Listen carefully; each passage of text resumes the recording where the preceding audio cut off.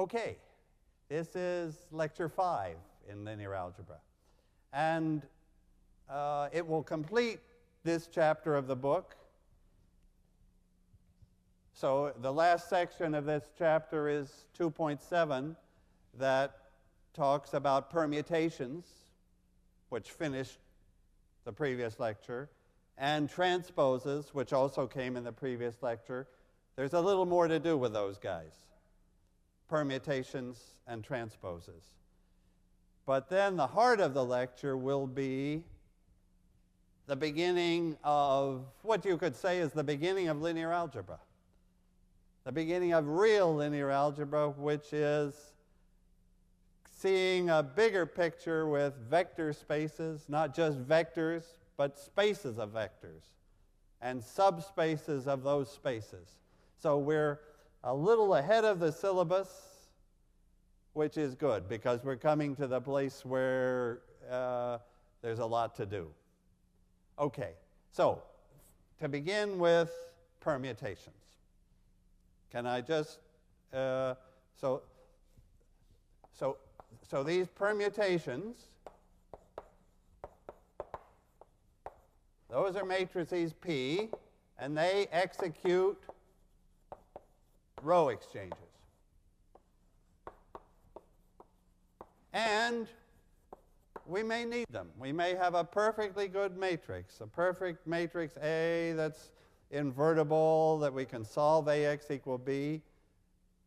But to do it, I've got to allow myself that extra freedom that if a 0 shows up in the pivot position, I move it away.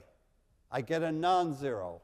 I get a proper pivot there by exchanging from a row below. And you've seen that already, and I just want to collect the ideas together. And in principle, I could even have to do that 2 times or more times.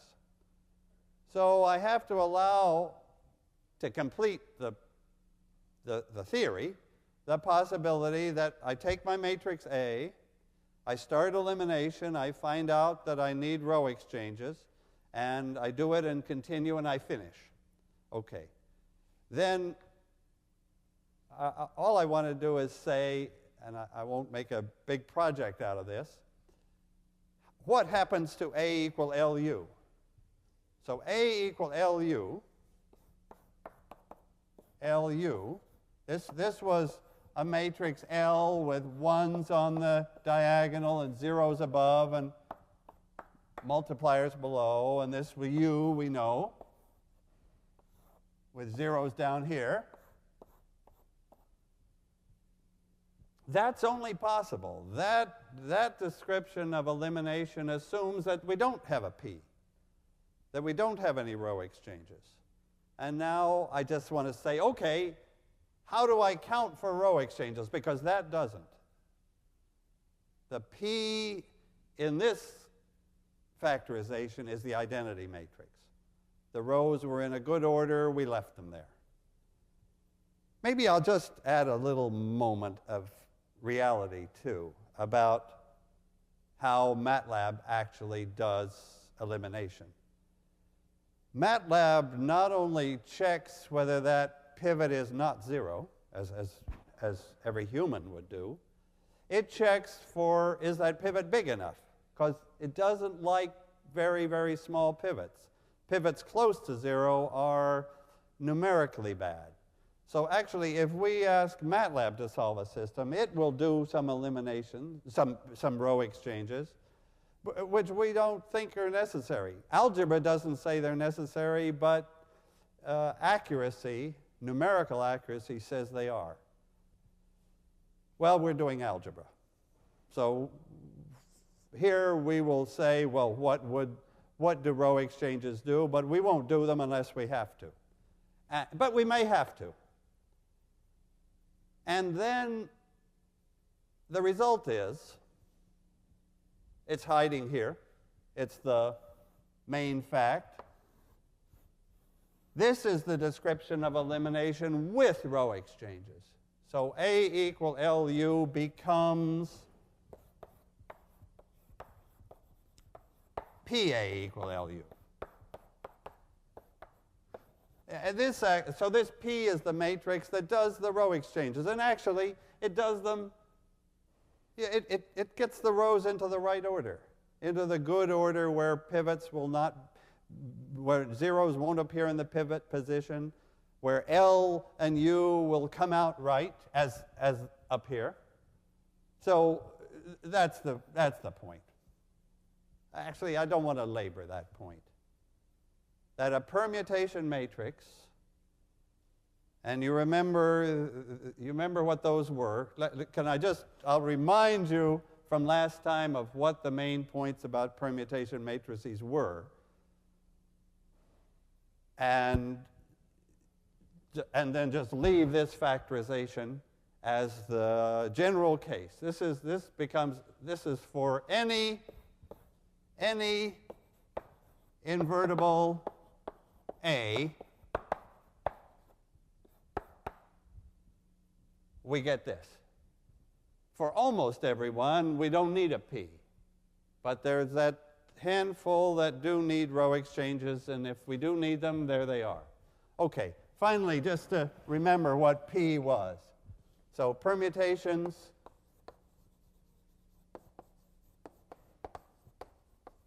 P is the identity matrix with reordered rows. Well, I include in reordering the possibility that you just leave them the same. So the identity matrix is okay. That's like your basic permutation matrix. Well, your do-nothing permutation matrix is the identity. And then there are the ones that exchange 2 rows, and then the ones that exchange 3 rows, and then the ones that exchange 4. Well, it gets a little, it gets more interesting algebraically. If you've got 4 rows, you might exchange them all in one big cycle, 1 to 2, 2 to 3, 3 to 4, 4 to 1. Or you might have exchange 1 and 2 and 3 and 4. Lots of possibilities there. In fact, how many possibilities? The answer was n factorial. This is n times n minus 1 times n minus 2 times 3 times 2 times 1. That's the number of, this counts the reorderings, the possible reorderings. So it counts all the n by n permutations.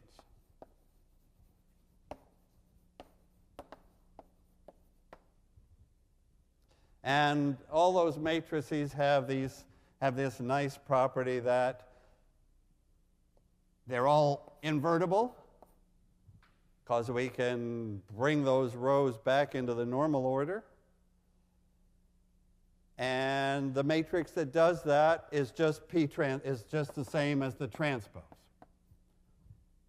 You might take a permutation matrix, multiply by its transpose, and you'll see how that the ones hit the ones and give the ones in the identity matrix. So this is we'll be highly interested in matrices that have nice properties.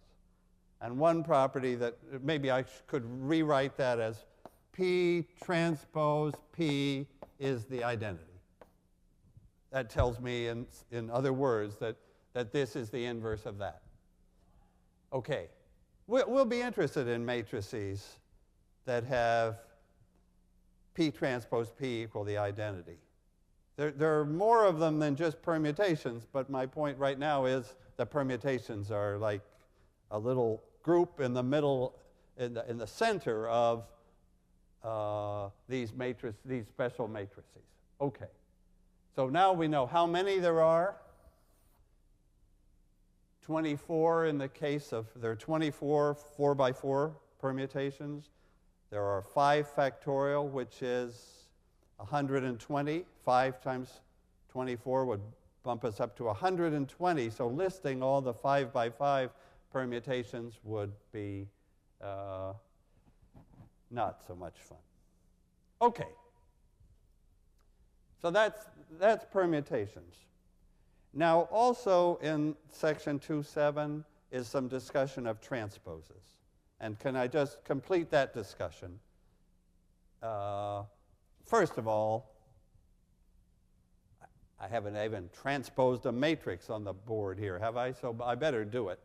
So suppose I take a matrix like 1, 2, 4, 3, 3, 1. So it's a rectangular matrix, 3 by 2, and I want to transpose it. So what's its I'll use a T, although MATLAB would use a prime. And the result will be, I'll write it here, because this was 3 rows and 2 columns. This was a 3 by 2 matrix. The transpose will be 2 rows and 3 columns, 2 by 3. So it's short and wider. And, of course, that column becomes a row. That column becomes the other row. And at the same time, that row became a column. This row became a column. Oh, what's the general formula for the transpose? So the transpose.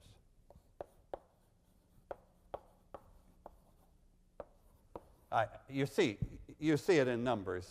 What I'm going to write is the same thing in symbols. The numbers are the clearest, of course.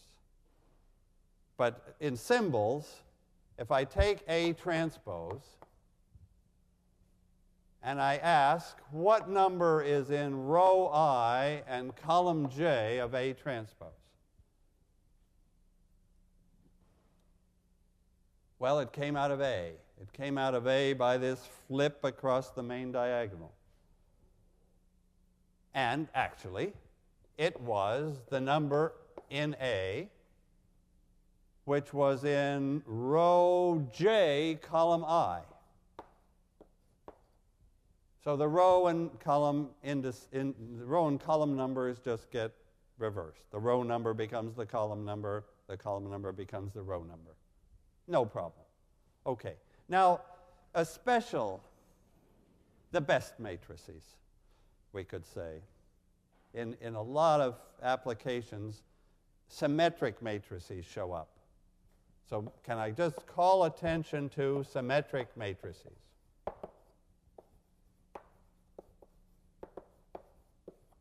What does that mean? What does that word symmetric mean? It means that this transposing doesn't change the matrix. A transpose equals A. And an example.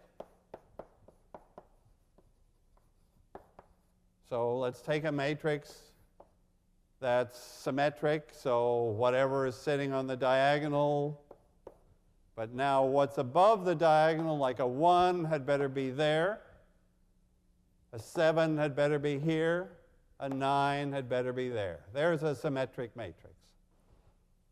I happen to use all positive numbers as its entries. That's not the point. The point is that if I transpose that matrix, I get it back again. So symmetric matrices have this property, A transpose equals A. I guess at this point, I'm just asking you to notice this family of matrices that are unchanged by transposing. And they're easy to identify, of course. You know, it's not maybe so easy. Before we had a case where the transpose gave the inverse. That's highly important, but not so simple to see. This is the case where the transpose gives the same matrix back again. That's totally simple to see. Okay. Actually, maybe I could even say, when would we get such a matrix? For example, that matrix is absolutely far from symmetric, right? The transpose isn't even the same shape because it's rectangular. It lies down on its side. But let me tell you a way to get a symmetric matrix out of this. multiply those together. If I multiply this rectangular, shall I call it R for rectangular? So let that be R for rectangular matrix, and let that be R transpose, which it is. Then I think that if I multiply those together, I get a symmetric matrix. Can I just do it with the numbers and then ask you why? How did I know it would be symmetric? So my point is that R transpose R is always symmetric. Okay? And I'm going to do it for that particular R transpose R, which was, let's see, the column was 1, 2, 4, 3, 3, 1. I called that one R transpose, didn't I? And I called this guy 1, 2, 4, 3, 3, 1. I called that R. Should we just do that multiplication? Okay, so up here I'm getting a 10. Next to it I'm getting 2 and 9. I'm getting an 11. Next to that I'm getting 4 and 3, a 7. Now what do I get there? This 11 came from 1, 3 times 2, 3, right? Row 1, column 2. What goes here? Row 2, column 1, but no difference. 1, 3, 2, 3, or 2, 3, 1, 3, same thing, it's going to be an 11. That's the symmetry. I can continue to fill it out. Let's get that 7. That 7 will show up down here too. And then 4 more numbers. That 7 will show up here because 1, 3 times 4, 1 gave the 7. But also 4, 1 times 1, 3 will give that 7. Do you see that it works? Actually, do you want to see it work also in matrix language? I mean, that's quite convincing, right? I mean, that 7 is no accident. The 11 is no accident. But just tell me, how do I know if I transpose this guy, how do I know it's symmetric? Well, I'm going to transpose it. And when I transpose it, I'm hoping I get the matrix back again. So can I transpose R transpose R? So why? Why? Well, my suggestion is take the transpose.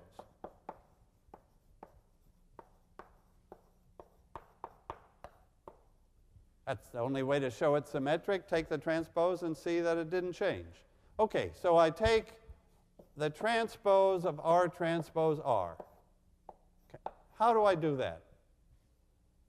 This is our little practice on the rules for transposes. So the rule for transposes is the order gets reversed. Just like inverses, which we did prove. Same rule for transposes, and which we'll now use.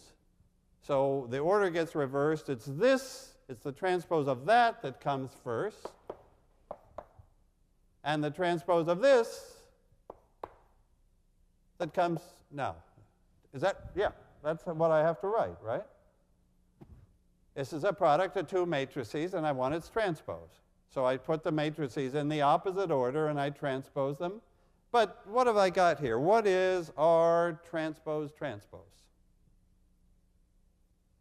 Well, don't all speak at once.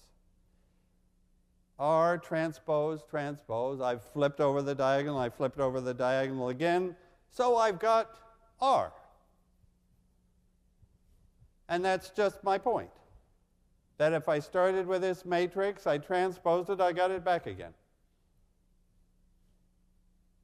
So that's the check without using numbers, but with it checked in 2 lines that I always get symmetric matrices this way. And actually, that's where they come from in so many practical applications. Okay. So now I've said something today about permutations and about transposes and about symmetry. and I'm ready for chapter 3. Can we take a breath? The tape won't take a breath, but the lecturer will, because to tell you about vector spaces is, we really have to start now and think, okay, listen up. What are vector spaces?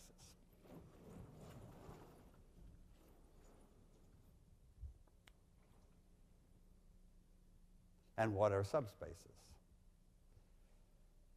Okay, so the point is, the main operations that we do, what do we do with vectors? We add them. We know how to add two vectors. We multiply them by numbers, usually called scalars.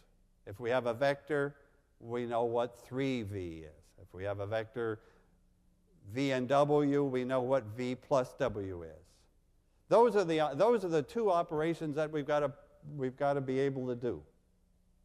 To legitimately talk about a space of vectors, the requirement is that we should be able to add the things and multiply by numbers, and that there should be some decent rules satisfied.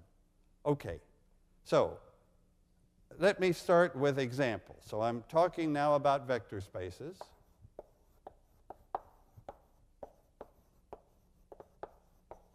And I'm going to start with examples.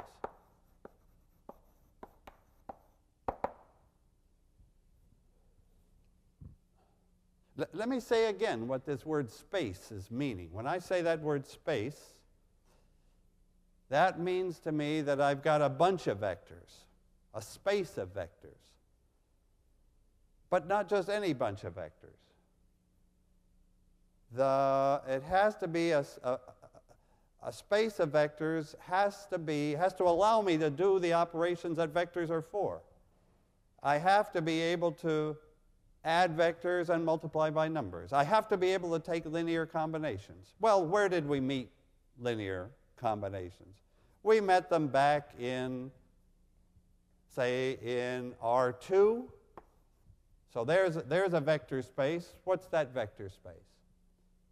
So R2 is telling me I'm talking about real numbers, and I'm talking about two real numbers. So this is all two-dimensional vectors,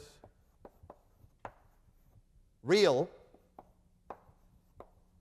such as, well, I'm not going to be able to list them all, but let me put a few down. 3, 2. 0, 0. Pi e. So on. And it's natural. Okay. Let's see. I guess I should do algebra first. Algebra means, what can I do to these vectors? I can add them. I can add that to that. And how do I do it? A component at a time, of course. 3, 2 added to 0, 0 gives me 3, 2. Sorry about that. 3, 2 added to pi e gives me 3 plus pi, 2 plus e. Oh, you know what it does. And you know the picture that goes with it. There's the vector 3, 2. And often the picture has an arrow. The vector 0, 0, which is a highly important vector, it's got like the most important here, is there. And of course, it's not much of an arrow. Pi e, I have to remember, pi is about 3 and a little more. E is about 2 and a little more. So maybe there's pi e. I never drew pi e before. It's just natural to this is the first component.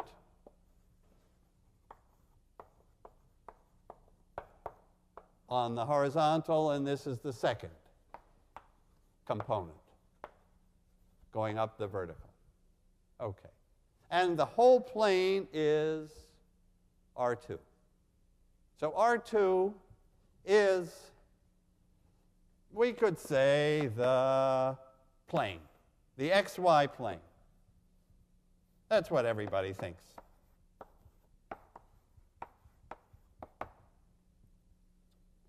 But the point is, it's a vector space because all those vectors are in there. If I removed one of them, suppose I removed 0, 0. Suppose I tried to consider the xy plane with a puncture, with a point removed, like the origin. That would be like awful to take the origin away. Why is that?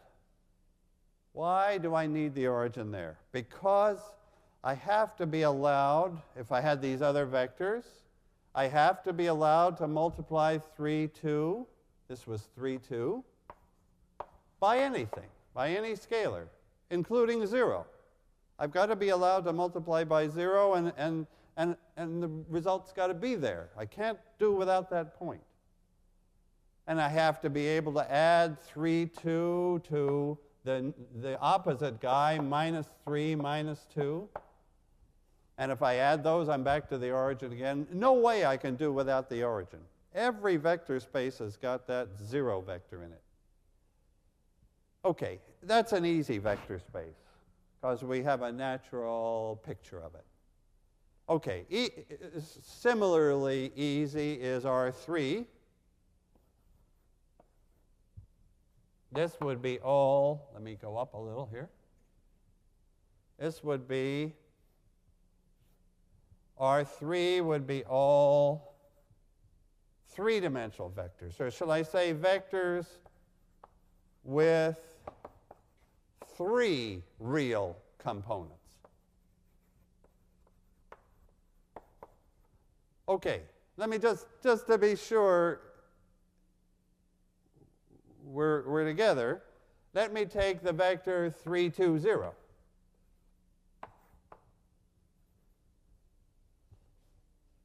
Is that a vector in R2 or R3? Definitely it's in R3.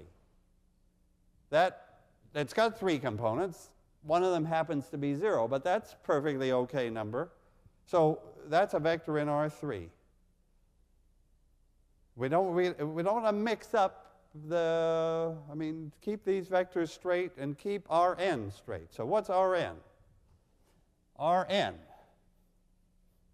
So this is our big example, is all vectors with n components. And I'm making these darn things column vectors. Can I try to follow that convention? That they'll be column vectors, and their components should be real numbers. Later we'll need complex numbers and complex vectors, but much later. OK, so that's a vector space. Now, let's see. What do I have to tell you about vector spaces? I said the most important thing, which is that we can add any 2 of these, and we're still in R2. We can multiply by any number, and we're still in R2. We can take any combination, and we're still in R2. And same goes for Rn. Honesty requires me to mention that these operations of adding and multiplying have to obey a few rules. Like we can't just arbitrarily say, OK, the sum of 3, 2 and pi e is 0, 0. It's not. The sum of 3, 2 and minus 3, 2 is 0, 0. So, I'm not going to. The book actually lists the 8 rules that the addition and multiplication have to satisfy, but they do. They certainly satisfy it in Rn, and usually it's not those 8 rules that are in doubt. What the question is, can we do those additions, and do we stay in the space? Let me show you a case where you can't. So suppose this is going to be not a vector space.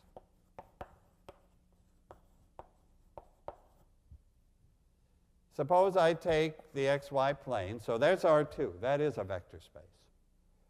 Now, suppose I just take part of it. Just this. This is 1/4 of the vector space.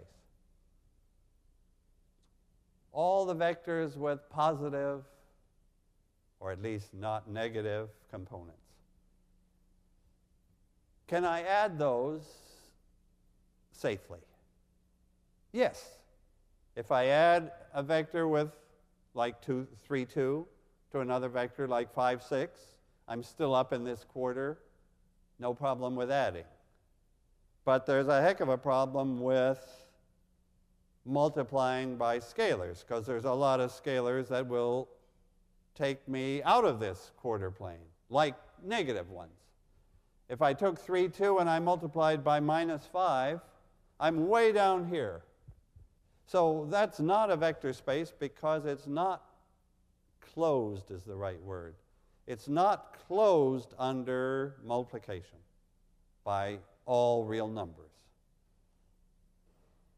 So a vector space has to be closed under multiplication and addition of vectors, in other words, linear combinations. So it means that if I give you a few vectors, yeah, look, here's an important, now we're getting to some really important vector spaces. Well, Rn, like, they are the most important. But we will be interested in vector spaces that are inside Rn. Vector spaces that follow the rules, but we don't need all of see, there we started with R2 here and took part of it and messed it up. What we got was not a vector space. Now tell me a vector space that is part of R2 and is still safely, we can multiply, we can add, and we stay in this smaller vector space. So it's going to be called a subspace. So I'm going to change this bad example to a good one. Okay. So I'm going to start again with R2. But I'm going to take an example that is a vector space. So it'll be a vector space inside R2. And we'll call that a subspace of R2. Okay, what can I do? It's got something in it.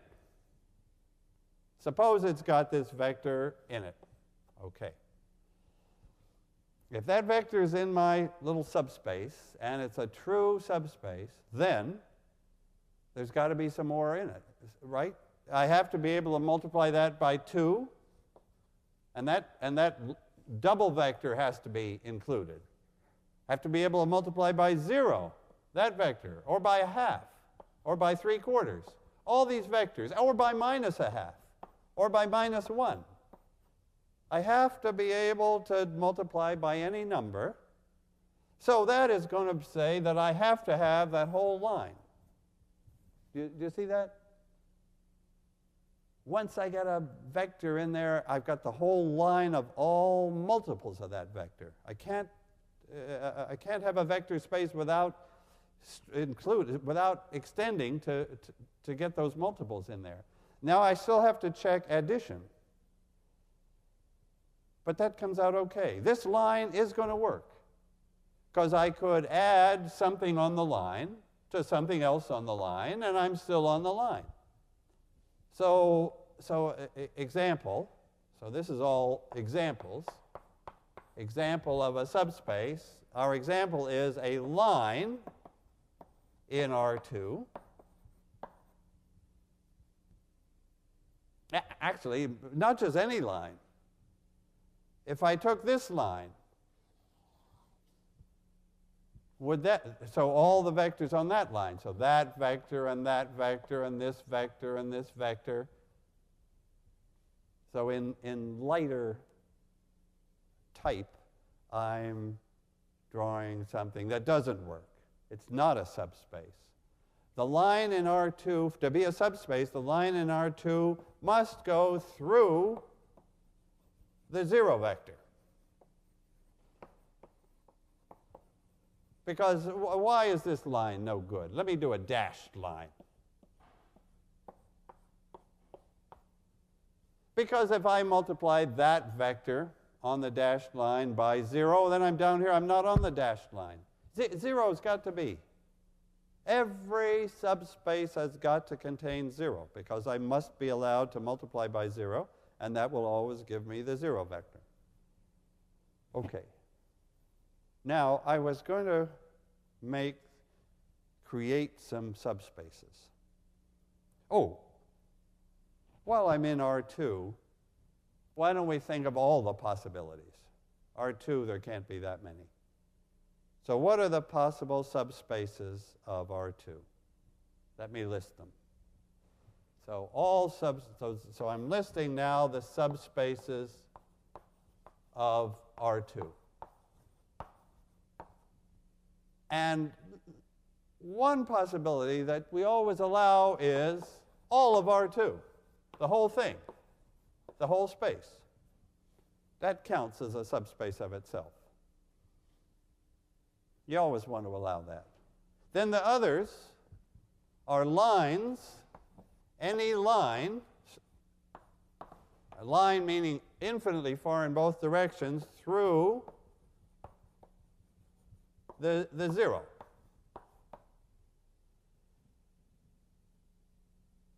So that's like the whole space. That's like a whole 2D space.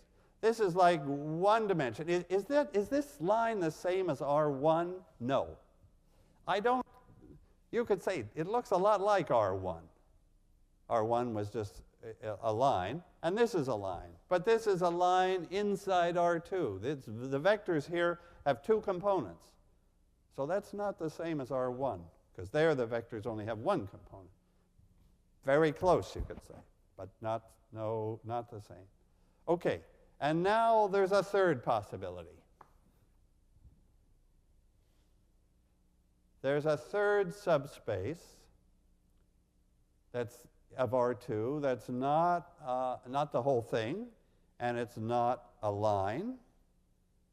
It's even less. It's just the 0 vector alone.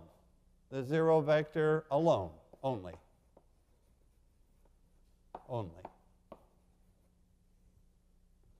I'll often call this subspace Z, just for 0. Here's a line, L. Here's a plane, all of R2. So do you see that the 0 vector is okay? You would just, to understand subspaces, we have to know the rules.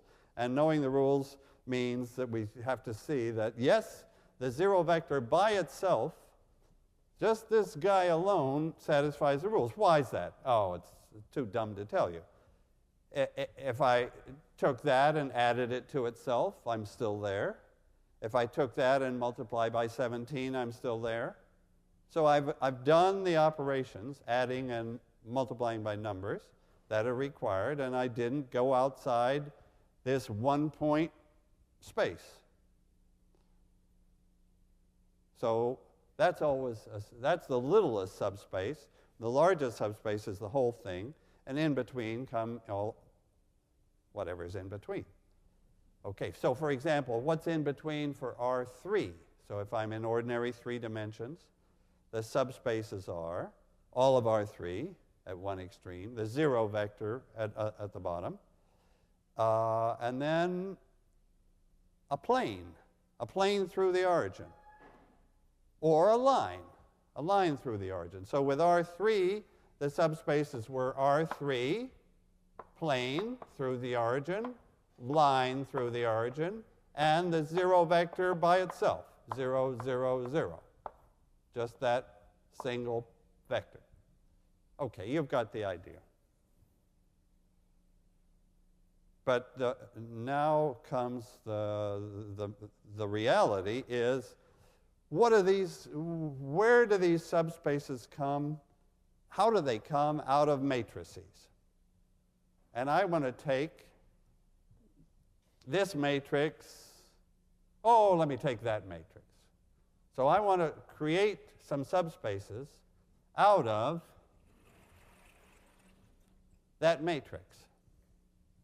Well, one subspace is from the columns. Okay. So this is the important subspace, the first important subspace that comes from that matrix. Let me call it A again. Back to, okay, I'm looking at the columns of A. Those are vectors in R3. So the columns are in R3.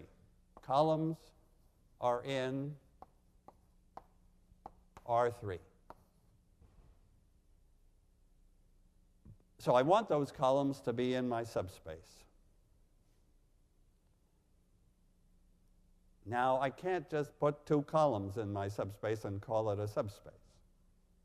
What do I have to throw in? If I'm going to put those two columns in, what else has got to be there to have a subspace?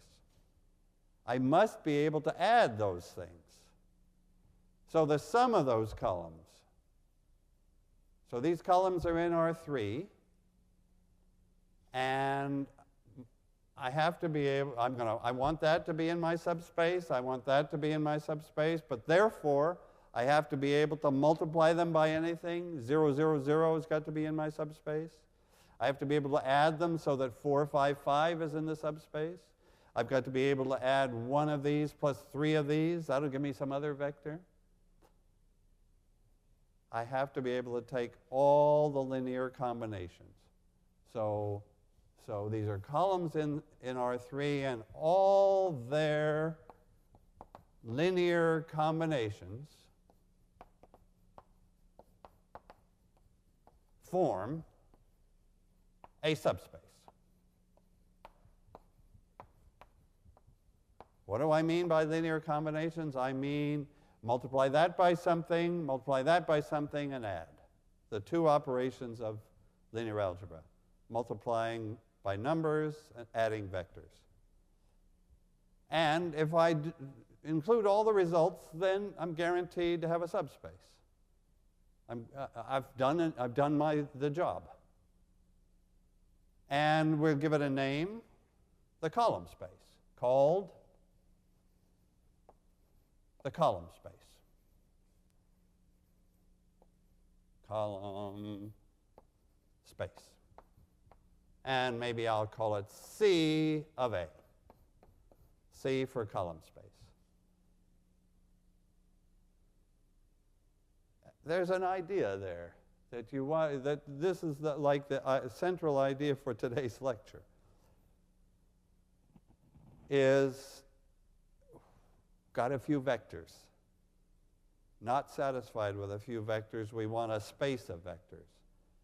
The vectors these vectors are in R3, so our space of vectors will be vectors in R3. The key idea is we have to be able to take their combinations. So tell me, geometrically, if I drew all these things, like if I drew 1, 2, 4, that would be somewhere maybe there. If I drew 3, 3, 1, who knows, might be, I don't know, I'll say there. There's column 1. There's column 2. What else? What's in the whole column space? How do I draw the whole column space now? I take all combinations of those two vectors. Do I get, well, I guess I actually listed the possibilities. Do I get the whole space? Do I get a plane? I get more than a line, that's for sure. And I certainly get more than the 0 vector, but I do get the 0 vector included. What do I get if I take all the combinations of two vectors in R3? So I've got all this stuff on that. I get that whole line gets filled out, that whole line gets filled out, but all in between gets filled out between the two lines because I allowed to add something from one line, something from the other. You see what's coming? I'm getting a plane.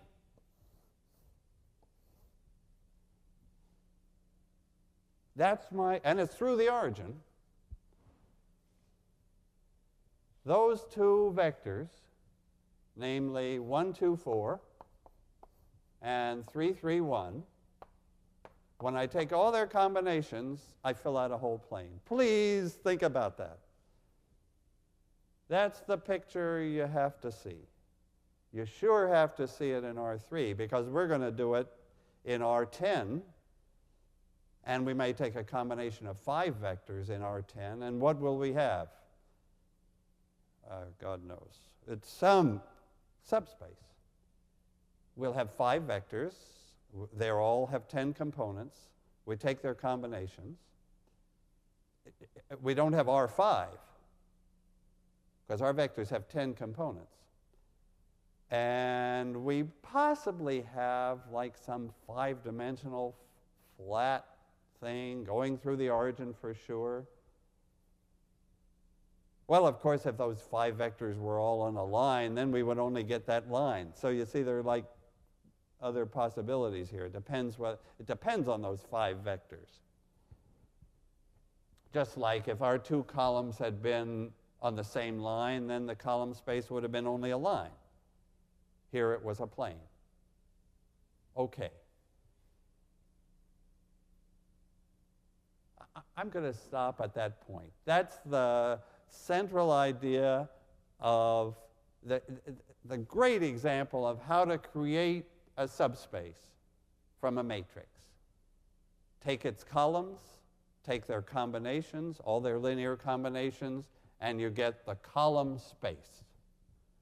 And that's the central sort of, we're looking at linear algebra at a higher level. When I look at A, now I want to look at AX equal B. That'll be the first thing in the next lecture.